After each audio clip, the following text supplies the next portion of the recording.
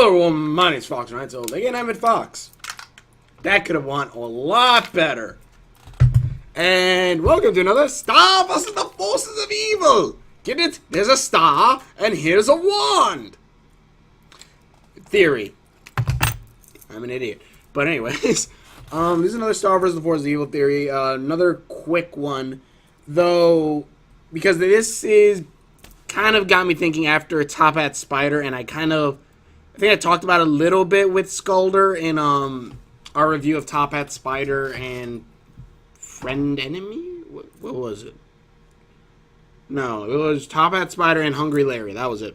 My eye's red for some reason. I don't know why. But, we just got out... Oh, no, we just got out of... Here's the theory. One, we now know that Star's spells are, or at least, like, her summons are somewhat preloaded. Not sure how exactly that happens. And honestly, this theory, like, I thought of doing this theory as one way, but it may go a totally different way, so stay with me.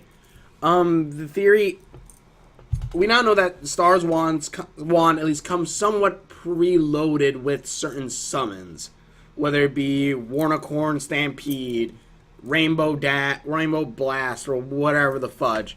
Top Hat Spider Blast, one of the most epic spells. But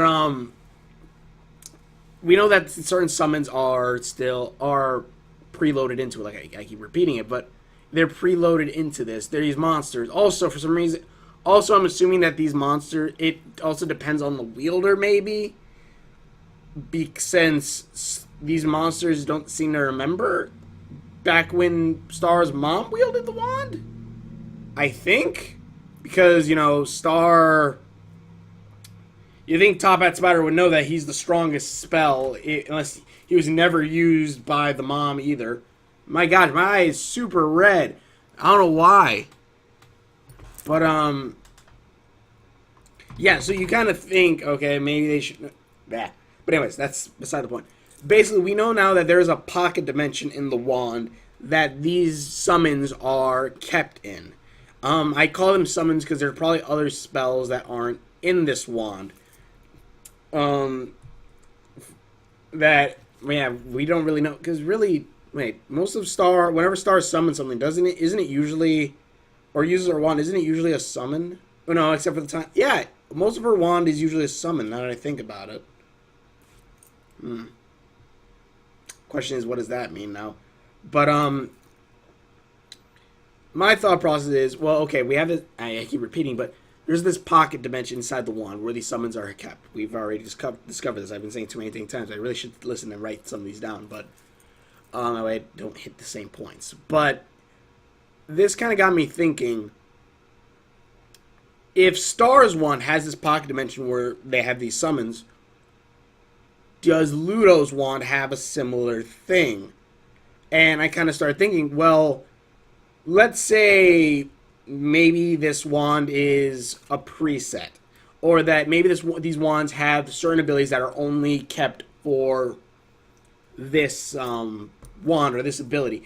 Like this wand itself has preset monsters and most likely always reset, or like their memories always at least reset every time a new wielder uses it. And I'm going off of this based upon how Top Hat Spider didn't know that he was the most powerful spell in the wand, or at least Star's most powerful spell in the wand.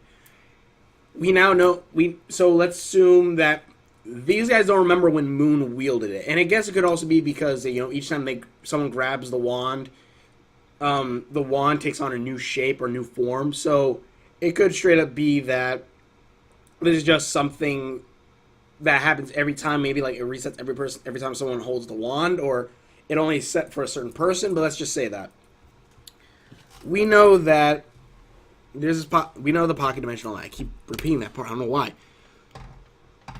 But then we have Ludo's wand, where Ludo's wand doesn't seem to change whether whoever wields it. And I guess, yeah, we haven't had that many people to wield it to know this, but I'm kind of assuming this since Ludo's wand started off as the bone hand of possibly Toffee, and most likely it is Toffee, holding a rock that has the jewel embedded in it. So we know this. And we also know that they're connected. But my theory, at least for this, is what summons out of Ludo's wand? And I kind of got an idea that it's... I don't know if it's spoilers, but it's most likely Toffee. And this is also maybe how Toffee will reappear or be reborn, I guess. Because, one, Toffee is kind of a cool villain. And also, another cool thing about him is he's probably not even really a villain. In the end, he might be a hero. Being that it seems that they're, you know, holding monsters and humans, most likely Toffee was doing this to give the monsters an edge. And also, he may be one of the main characters. But, go check out my other theories for that one.